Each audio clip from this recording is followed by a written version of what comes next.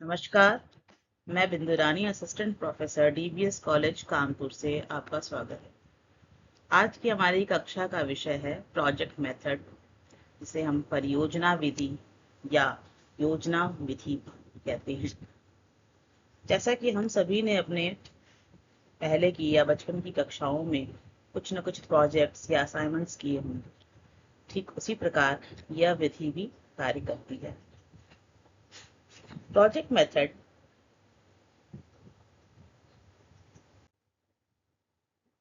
शिक्षण और अधिगम के क्षेत्र में परियोजना विधि के जनक के रूप में डब्ल्यू.एच. किलपैट्रिक को जाना जाता है। हालांकि इस विधि की मूल अवधारणा जॉन डेवी ने दी। जैसा कि हम सब जानते हैं कि जॉन डेवी प्रोग्रेसिव एजुकेशन के जनक कहलाए जाते हैं, जो कि पूरी तरह से बाल केंद्रित शिक्षा पर जोर देता है।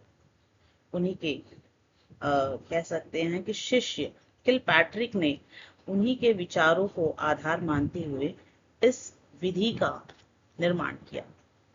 किलपैट्रिक ने सन 1918 में द प्रोजेक्ट मेथड नामक शोध प्रकाशित किया, जिसमें उन्होंने अर्थपूर्ण क्रिया करते समय छात्रों की रुचि, आवश्यकता, समस्या समाधान और व्यवहार पर विशेष बल दिया। उनका जो डेफिनेशन है प्रोजेक्ट मेथड को, वो यह है कि a project is a whole hearted purposeful activity proceeding in a social environment. अर्थात एक प्रोजेक्ट या एक योजना विधि एक पूरे मन से किया गया हुआ पर्पसफुल एक्टिविटी है, यानी उद्देश्यपूर्ण क्रिया है, जिसे बच्चे किसी सामाजिक वातावरण में रहते हुए पूरा करते हैं। परियोजना के अंतर्गत समस्या को व्यवहारिक एवं वास्तविक रूप में प्रस्तुत किया जाता है, जिससे छात्रों की अधिगम में रुचि बनी रहती है तथा छात्र जल्दी सीखता भी है। परियोजना विधि की विशेषताएं।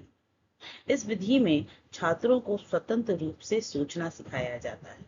इस विधि में छात्रों को चुनौती, सफलता और कुशल सहयोग को बढ़ावा देने के लिए लक्ष्य संचालित गतिविधि में भाग लेने के लिए प्रोत्साहित किया जाता है। यह छात्रों की रचनात्मक विचारों को विकसित करते हैं। इस विधि में छात्रों को व्यवहारिक ज्ञान के अनुप्रयोग को प्रोत्साहित किया जाता है। इस विधि में छात्रों के व्यक्तिगत और सामूहिक विकास को भी सुनिश्चित किया जाता है। यह एक प्रगतिशील शिक्षा की अवधारणा पर आधारित है। परियोजना विधि शिक्षण की एक नवीन विधि। जैसा कि हम जानते हैं कि परियोजना विधि एक शिक्षण मेथड है या एक टीचिंग मेथड है, और उसकी एक नवीन विधि भी है। इस विधि में छात्रों को अपने परिवेश के साथ परस्पर क्रिया करके सीखने के लिए प्रोत्साहित किया जाता है। इस विधि में छात्रों को स्वतंत्र रूप से सीखना, सोचना सिखाया जाता है। अब हम समझते हैं परियोजनाओं के प्रकार। मुख्य रूप से इसे हम दो तरह से बांटते हैं। एक है इंडिविजुअल प्रोजेक्ट्स यानी व्यक्तिगत परियोजनाएं, और दूसरा है ग्रुप प्रोजेक्ट्स, जिसे हम सामूहिक प्रोजेक्ट भी कहते हैं।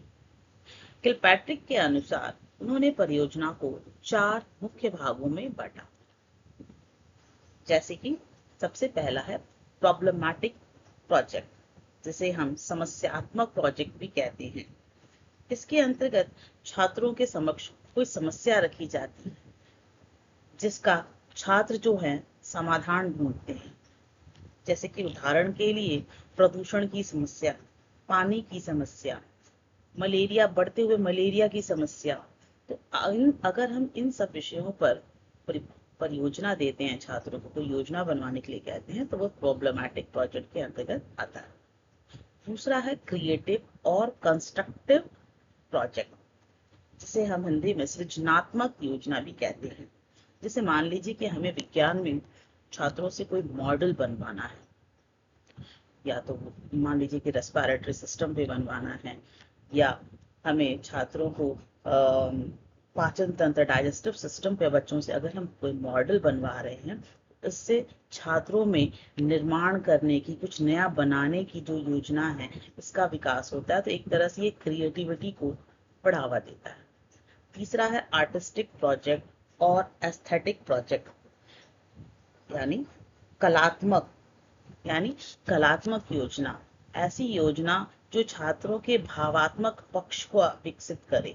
जैसे मान लीजिए कि हम छात्रों से एक साइंस फेयर लगवा सकते हैं, साइंस एग्जीबिशन लगवा सकते हैं, या मान लीजिए कि हम सोशल साइंस में हम छात्रों को कहीं ऐसी जगह लेके जा रहे हैं, मान लीजिए कि कोई मॉन्यूमेंट्स है, हम उनका भ्रमण करवा रहे हैं, तो वह छात्रों की आर्टिस्टिक जो है उसका विकास करता है। और इसी पे अगर हम प्रोजेक्ट बच्चों को दे दें कि मान लीजिए कि दिल्ली में कौन कौन से मॉन्यूमेंट्स हैं, उस पर आप एक परियोजना बनाएं, तो ये आपका आर्टिस्टिक प्रोजेक्ट हो जाएगा।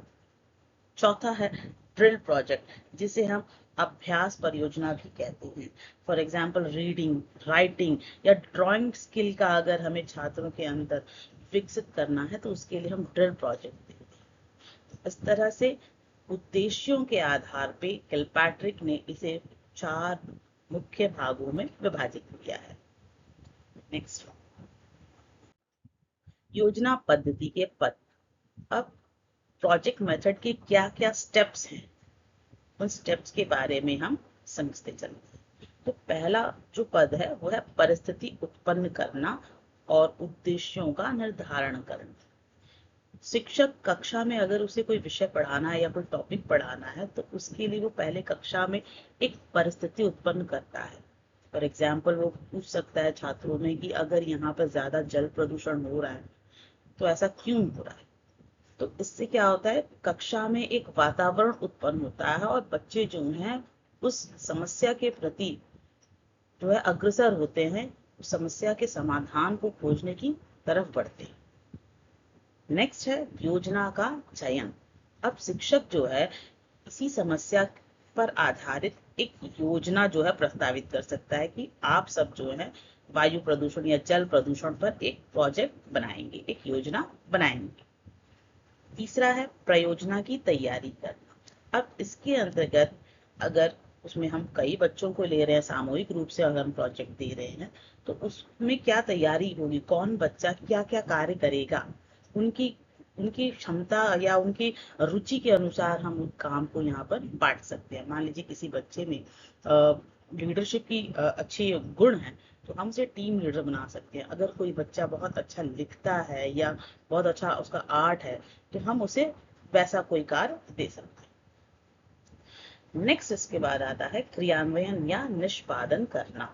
यानी अब परियोजना हमारा चयन हो चुका है, हमने सबका काम अलग अलग बांट दिया है, अब हमें उस पर कार्य करना होता है, उस पर डाटा या उस पर इंफॉर्मेशन इकट्ठा करना होता है। इसे हम कहते हैं क्रियान्वयन या निष्पादन करना। नेक्स्ट इसमें जो पद है वह है परियोजना का मूल्यांकन करना। अब हमने कितना, अपना जो परियोजना हमने बनाई क्या वो अपने उद्देश्यों की प्राप्ति कर रहा है, इस बात का मूल्यांकन शिक्षक करता है। और लास्ट में परियोजना का आलेखन करना। यहाँ पर बच्चों ने जो कुछ भी शुरू से अंत तक किया उस सभी क्रियाओं का आलेखन होता है, रिकॉर्डिंग होती है, एक तरह से रिपोर्टिंग होती है। बच्चे रिपोर्ट तैयार करते हैं और उसमें क्या क्या उनको दिक्कतें महसूस हुई, क्या कमियां महसूस हुई, वह सब वो बच्चे लिखते हैं और ये भी बताते हैं कि भविष्य में अगर कोई करना चाहे तो उन्हें उनके लिए एक सुझाव या सलाह भी दिया जा सकता। तो ये मुख्यतः हमारे 6 पद होते हैं, इन्हें हम एक बार फिर से दोहरा लेते हैं। क्रिएटिंग अ सिचुएशन यानी परिस्थिति उत्पन्न करना। दूसरा योजना का चयन यानी चूजिंग अ प्रोजेक्ट। तीसरा प्रयोजना की तैयारी करना यानी प्लानिंग। चौथा क्रियान्वयन करना या निष्पादन करना अर्थात एग्जीक्यूशन।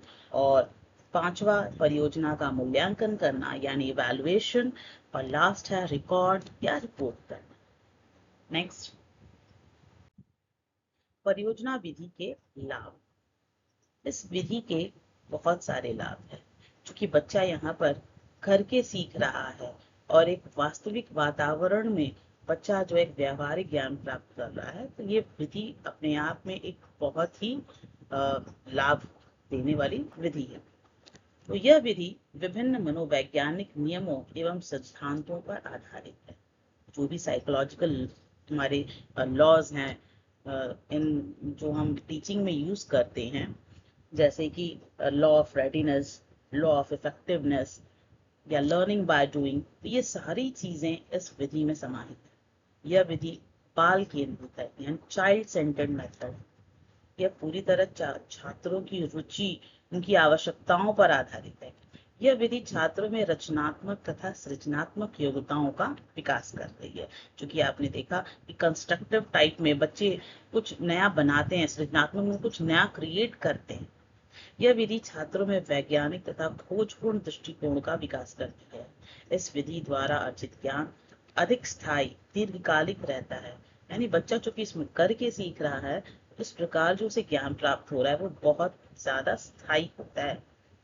नेक्स्ट, इस विधि में छात्रों में सहयोग, उत्तरदायित्व, सद्भाव, अन्य सामाजिक गुणों का विकास होता है। क्योंकि बच्चे मिलकर काम कर रहे हैं तो उनके अंदर कुछ सोशल वैल्यूज जो है डेवलप हो रहे हैं। कोलैबोरेशन, कोलैब वर्क करने का जो गुण है वो उनमें विकसित हो रहा है। यह एक व्यवहारिक एवं प्रयोगात्मक उपागम है। ये पूरी तरह से प्रैक्टिकल मेथड है। आप यहाँ पे बच्चों को कोई थियोरेटिकल नॉलेज नहीं दे रहे हैं, आप सैद्धांतिक ज्ञान नहीं दे रहे हैं। हम किसी अमुक विषय पर बच्चों को पूरी तरह से व्यवहारिक ज्ञान प्राप्त करने के लिए अग्रसर कर रहे हैं या प्रेरित कर रहे हैं। यह विधि गृहकार्य का भार कम करती है और इसके द्वारा जो है जो होमवर्क का लोड होता है वो बच्चों पर कम होता है। क्योंकि यहाँ बच्चे खुद करके सीख रहे हैं, उसमें रुचि ले रहे हैं, खुशी खुशी कर रहे हैं, तो वो होमवर्क वाला जो डर होता है वो बच्चों में यहाँ बिल्कुल भी नहीं। अब परियोजना विधि की सीमाएं, यानी क्या लिमिटेशंस हैं इस विधि की।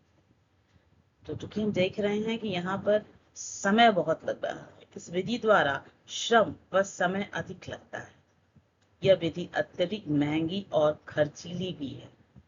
कुछ खर्चा होगा, महंगा होगा, बिकॉज बच्चे कुछ ना कुछ चीजें खरीद रहे हैं बनाने के लिए, या कहीं जा रहे हैं कुछ पूछने के लिए। मान लीजिए कहीं बच्चे जा रहे हैं सर्वे करने के लिए, तो ऑब्वियस सी बात है कि इसमें खर्चा होगा ही होगा। यह विधि द्वारा प्रत्येक प्रकरण या प्रत्येक विषय को पढ़ाया नहीं जा सकता। हम हर विषय और हर प्रकरण को इस विधि द्वारा नहीं पढ़ा सकते। यह विधि केवल उच्च कक्षाओं के लिए उपयोगी है। छोटी कक्षाओं में कुछ विषयों पर हम परियोजना विधि दे सकते हैं, बट ये ज्यादातर उच्च कक्षाओं के लिए उपयोगी है। क्योंकि उस आयु सीमा तक बच्चों में क्रिएटिविटी, या एक तरह से कह सकते हैं कि क्रिटिकल थिंकिंग जो है वो डेवलप हो जाती है। इस विधि द्वारा शिक्षण करने पर संपूर्ण पाठ्यक्रम को पूरा नहीं किया जा सकता है। इस विधि में अधिक वैज्ञानिक उपकरणों, प्रयोगशाला, सहायक सामग्री की आवश्यकता पड़ती है। इस विधि में कुछ ही छात्रों का प्रभुत्व रहता है। कभी कभी ऐसा भी होता है कि कुछ बच्चे जो बहुत ज्यादा तेज या होशियार होते हैं उन्हीं का प्रभुत्व रहता है, और जो बच्चे थोड़ा नॉर्मल होते हैं वो पीछे रह जाते हैं। विज्ञान शिक्षण में परियोजना विधि के उदाहरण, अब हम यहाँ कुछ उदाहरण देखते हैं। जल में घुलनशील तथा अघुलनशील औषधियों का अध्ययन करना, फर्स्ट एड किट तैयार करना, सरल मशीनों का संग्रहण करना, विभिन्न प्रकार के प्रदूषणों का अध्ययन करना, ठोस, द्रव व गैस के गुणों का अध्ययन करना। तो यह कुछ उदाहरण थे विज्ञान शिक्षण में प्रोजेक्ट विधि। धन्यवाद।